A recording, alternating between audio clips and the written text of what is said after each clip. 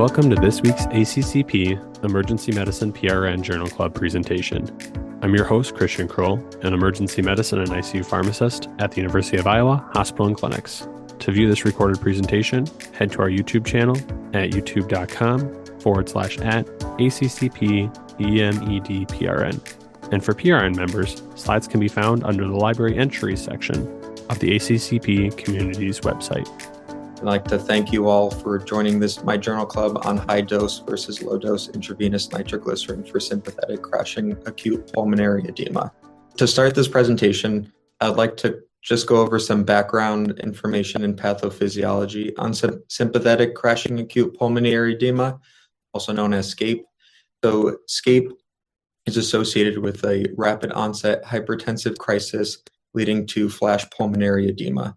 There are a couple different pathways that can lead to the SCAPE presentation. The one that's most notable is this increase in catecholamines, which in turn increases the vascular resistance, increases blood pressure, leading to increased myocardial oxygen demand, leading to myocardial ischemia, reduced cardiac output, and ultimately increases the end diastolic pressure. From this increase and diastolic pressure, there's an increase in preload, which ultimately leads to the alveolar space to fill up with fluid, leading to hypoxemia and increased work of breathing, which could potentially lead to anxiety. When the afterload is increased, there's an activation in the renin-angiotensin-aldosterone system, leading to an increased sympathetic tone, leading to this increased myocardial O2 demand, leading to the increased end diastolic pressure.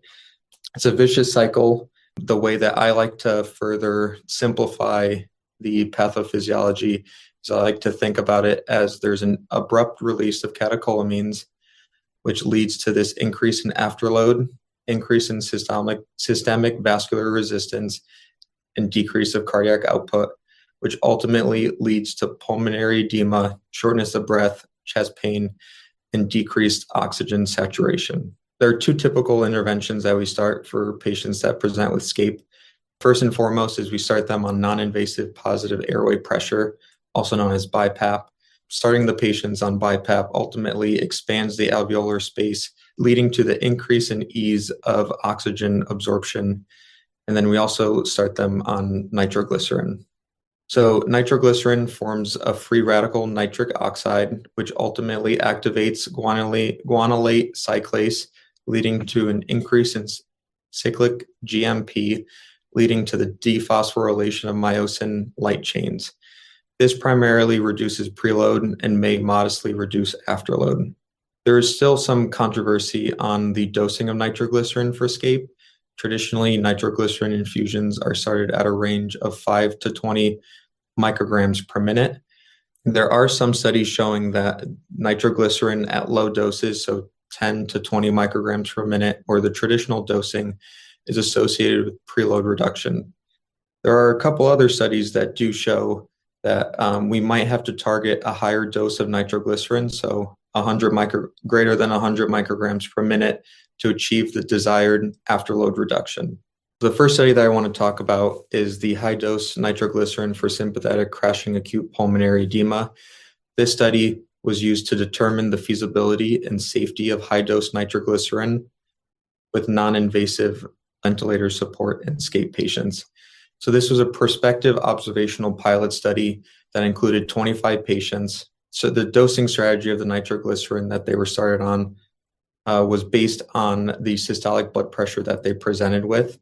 So if patients had a systolic blood pressure of 160 to 179, they received a 600 microgram bolus of nitroglycerin. If their initial blood pressure was 180 to 199 systolic, then they received an 800 microgram bolus.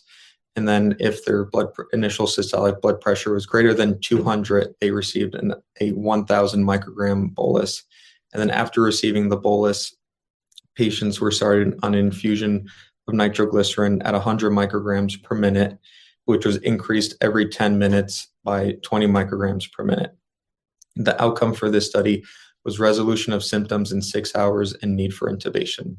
So at the 3-hour mark, this study showed that 11 patients out of the 25 had resolution of symptoms and only one patient needed to be intubated. The authors from the study ultimately concluded that high-dose nitroglycerin and non-invasive ventilator support was safe and provided rapid resolution of symptoms.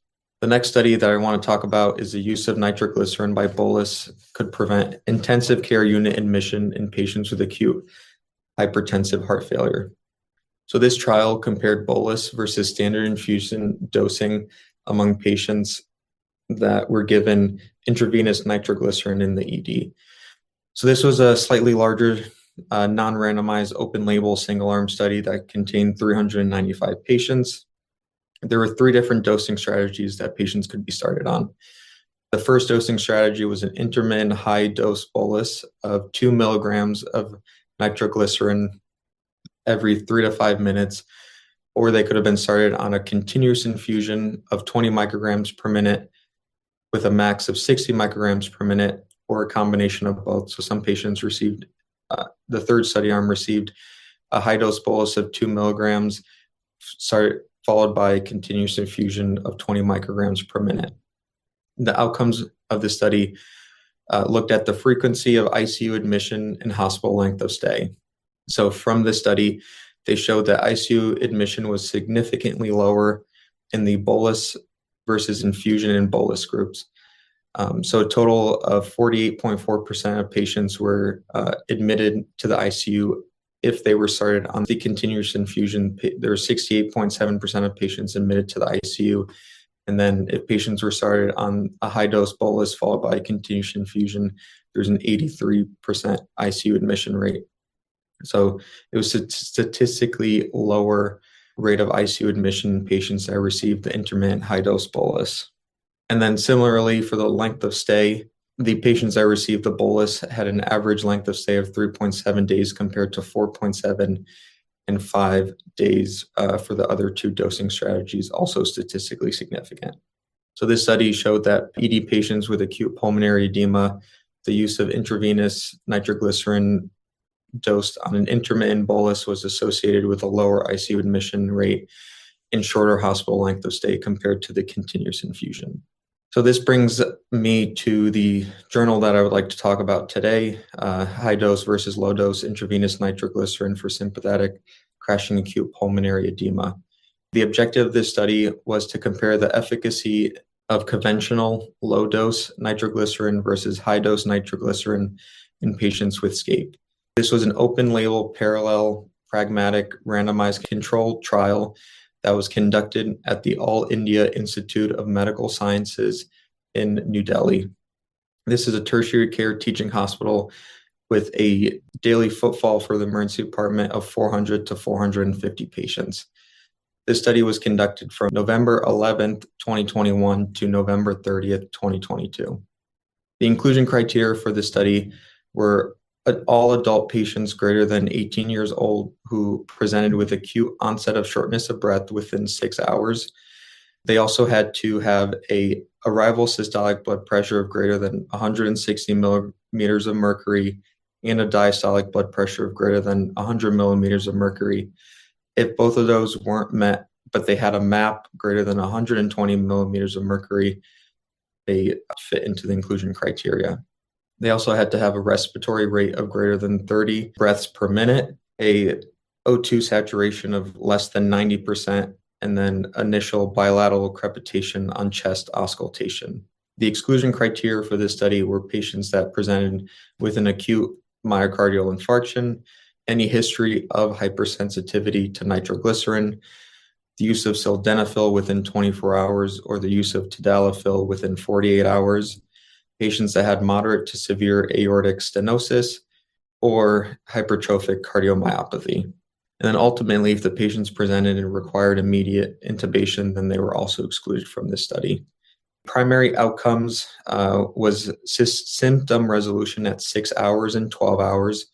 Their definition of symptom resolution was that the patients had to meet 2 of the following 3 criteria.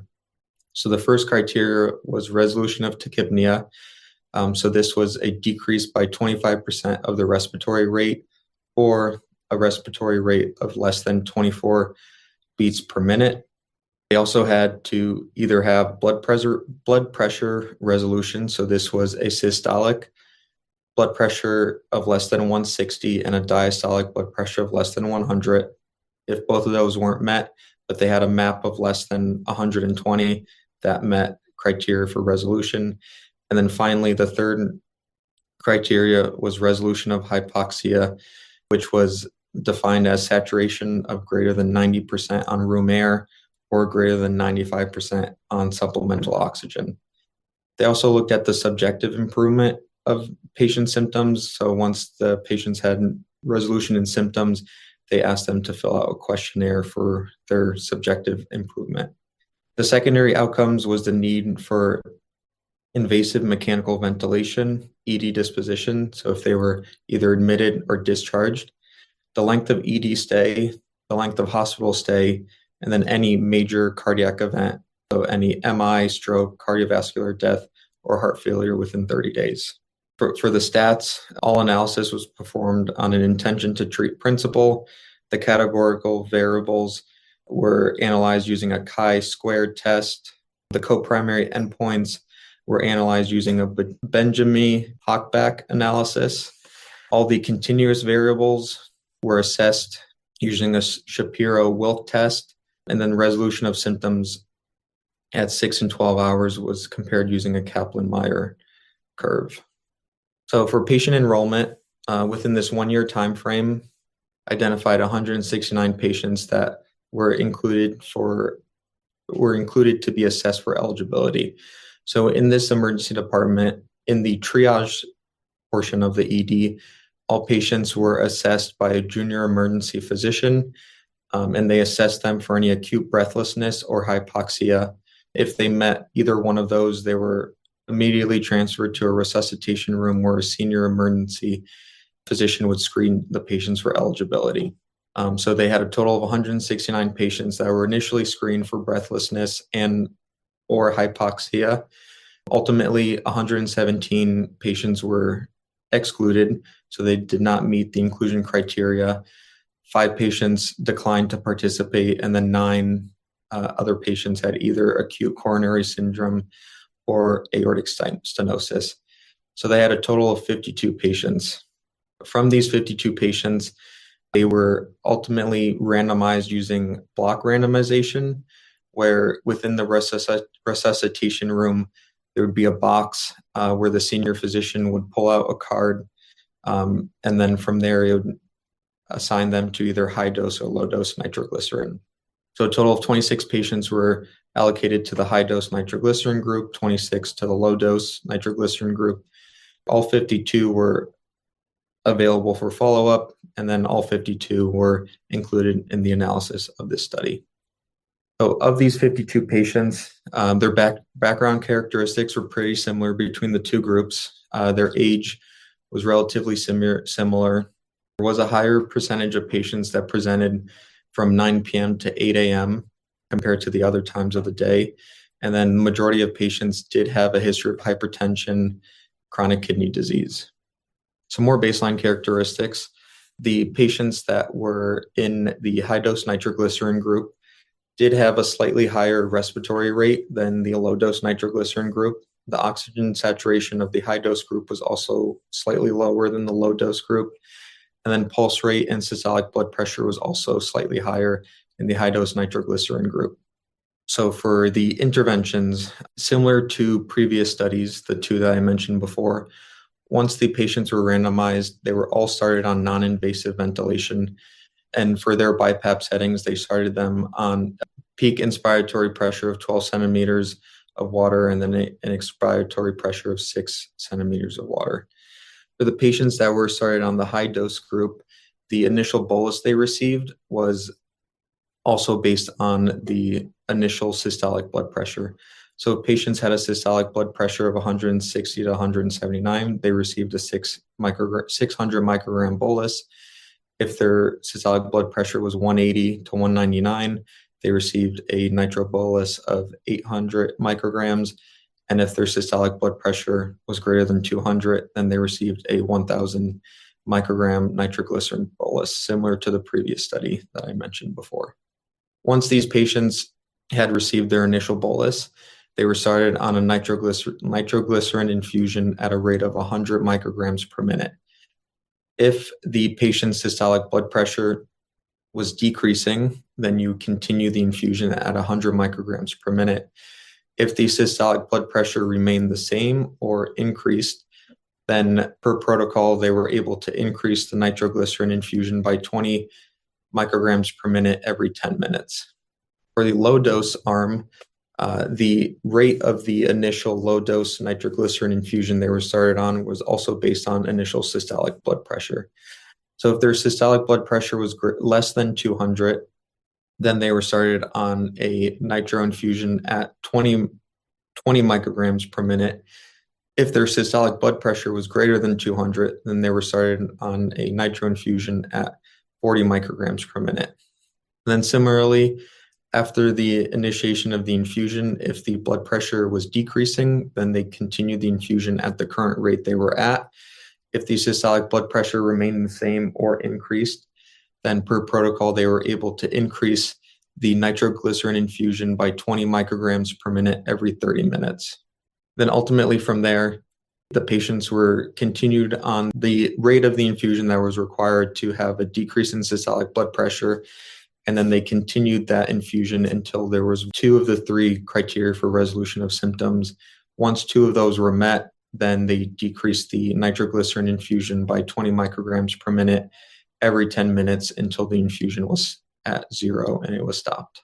So for the primary outcomes, the resolution by 6 at 6 hours, there was a total of 65.4% of patients, or 17 out of the 26, that had resolution of symptoms at 6 hours in the high-dose nitroglycerin group, compared to 3 patients, or 11.5%, in the low-dose nitroglycerin group, which was statistically significant. And then for the resolution of symptoms at 12 hours, 23 patients in the high-dose nitroglycerin group, where 88.5% of patients had a resolution of symptoms in the high-dose nitroglycerin group. And then in the low-dose group, 5 of the 26 patients had resolution of symptoms, which was statistically significant. And then the rates of intubation, they were lower in the high-dose nitroglycerin group. Only 1 patient required intubation compared to 5 in the low-dose nitroglycerin group, but this was not statistically significant. And then here are the Kaplan-Meier curves for the resolution of symptoms. The blue is the high-dose nitroglycerin. So you can see after 3 hours, there's a big jump in resolution in the patients on the high-dose nitroglycerin group compared to the low dose. And then this is up to 24 hours, similar graph for resolution of symptoms. And then these are the results of the self-assessed change in dyspnea. So the patients that were on the high dose, there was a higher percentage of patients that had reported minimally, moderately, or markedly better or resolution of dyspnea at 6 hours compared to the low dose group. And then similarly, at 12 hours, all the patients in the high dose nitroglycerin group had either minimally, moderately, or markedly improvements in dyspnea at 12 hours based on subjective assessment of the patients. For the secondary outcomes for the ED disposition, a total of 3 patients in the high-dose nitroglycerin group were admitted compared to 15 in the low-dose nitroglycerin group, which was statistically significant. And then for the discharge, 23 out of the 26 patients were discharged in the high-dose nitroglycerin group from the ED compared to only 11, which was statistically significant. And then for the length of ED stay, the average length of stay was 11 hours in the ED for the high-dose nitroglycerin group compared to 24 hours in the low-dose group, which was statistically significant. The length of hospital stay was 12 hours in the high-dose nitroglycerin group compared to 72 hours in the low-dose group, which was statistically significant. And then the rate of MACE at 30 days, there was only 1 patient that had MACE in the high-dose nitroglycerin group, and then 7 in the low-dose nitroglycerin group, which was statistically significant. And for all 8 of these patients, they developed heart failure after initiating nitroglycerin. And then for secondary outcomes continued, this is just comparing the difference in the initial decrease in mean systolic blood pressure, mean diastolic blood pressure, and then mean respiratory rate. You can see in all of these graphs that there was a statistical significant difference for a decrease in mean systolic blood pressure at 6 hours, for a decrease in systolic blood pressure and decrease in respiratory rate. But then for the decrease in diastolic blood pressure, there was no statistical significance at 12 hours for either the high dose or low dose group. And then additional secondary outcomes looked at the cumulative dose of nitroglycerin that was received at 3 hours and 12 hours for high dose and low dose nitroglycerin. So the patient at 3 hours, the mean dose of nitroglycerin was 17.9 milligrams of nitroglycerin at 3 hours in the high dose nitroglycerin group compared to 10.9 in the low dose nitroglycerin group. But then looking at 12 hours, the mean dose for the high dose group was 26.1 milligrams compared to 89.7 milligrams in the low dose group. So from this, the author concluded that patients who presented to the ED with SCAPE, that high dose nitroglycerin may be helpful in early resolutions and producing favorable outcomes compared to the conventional low dose. With this conclusion, there are some strengths and limitations to this study. One of the strengths of this study was the first study that compared high dose versus low dose nitroglycerin in patient outcomes. All the prior studies looking at high dose nitroglycerin were single arm studies just looking at the safety and efficacy of high dose. There was no comparison between the high dose and low dose. For the limitations, since it was an open label study and the authors and investigators of this trial all worked within the ED, there might have been some bias associated with the patients of selection of patients and outcomes. The sample size of only having 52 patients included for analysis, they did not meet the power to find any significant difference in safety outcomes. The BiPAP setting that they started the patients on is a little bit higher than what we usually do here at Yale NewHaven. But with this, I do agree with starting patients on high dose nitroglycerin from this study and the previous 2 studies and additional studies that I did not mention.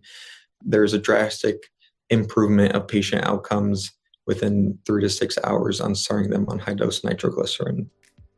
With that, I would like to open it up for any questions if anybody has any. If you have enjoyed this presentation content and would like to hear more, subscribe via your favorite podcasting app. Additionally, make sure to check out our YouTube page for all recorded presentations. Thank you for listening to this week's ACCP Emergency Medicine Journal Club presentation. Join us weekly for review and discussion of new journal articles in emergency medicine. This podcast provides general information only and does not offer individualized medical or professional healthcare services, including pharmaceutical advice. The contents and materials in the podcast are not intended to be a substitute for inpatient pharmaceutical advice, diagnosis, or treatment. And the use of the contents and materials in the podcast does not constitute a pharmacist-patient relationship. As a result, the information in and materials linked to this podcast are applied at the user or patient's own risk. Users or patients should consult their physician or personal healthcare professional. The user or patient should not ignore or delay seeking care because of something they heard on this podcast. In case of an emergency, the user or patient should contact their physician, call 911, or go to the nearest medical emergency facility. The views and statements expressed on this podcast are those of the host and guest and should not be interpreted to reflect the official position or policy of ACCP or the Emergency Medicine PRN.